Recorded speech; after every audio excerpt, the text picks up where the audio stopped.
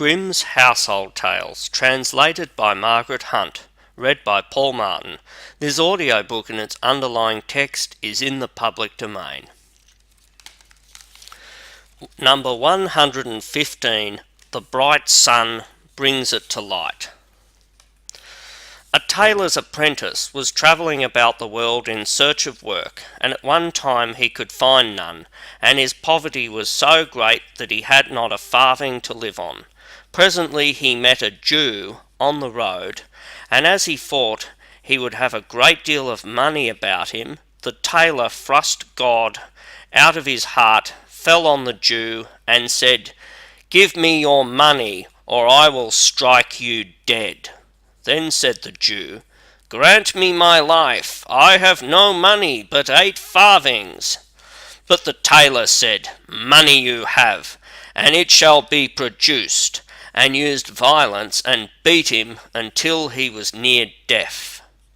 And when the Jew was dying, the last words he said were, "The bright sun will bring it to light," and thereupon he died. The tailor's apprentice felt in his pockets and sought for money, but he found nothing but 8 farthings, as the Jew had said.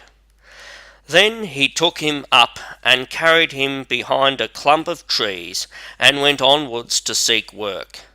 After he had travelled about a long while, he got work in a town with a master who had a pretty daughter, with whom he fell in love, and he married her, and lived in good and happy wedlock.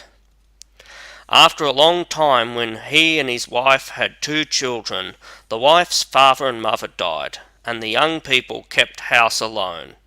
One morning, when the husband was sitting on the table before the window, his wife brought him his coffee, and when he had poured it out into the saucer and was just going to drink, the sun shone on it, and the reflection gleamed here and there on the wall above, and made circles on it.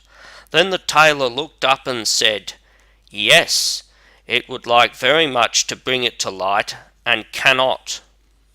The woman said, "Oh dear husband, what is that then? What do you mean by that?" He answered, "I must not tell you." But she said, "If you love me, you must tell me," and used her most affectionate words, and said that no one should ever know it, and left him no rest.